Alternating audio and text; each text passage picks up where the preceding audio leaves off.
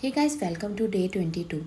So today we are going to talk about the last round of cabin crew interview, which is the medical round.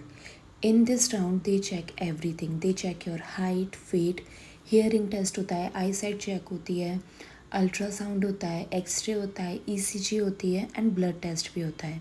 So blood test में mostly लोग face करते हैं haemoglobin का problem.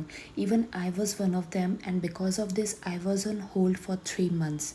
So if you have plans to go, so आप अपना haemoglobin level check करवाते रहो. If you have any issue तो उसे आप करेक्ट करें और बस अपना ध्यान रखें यार. Bye bye, take care.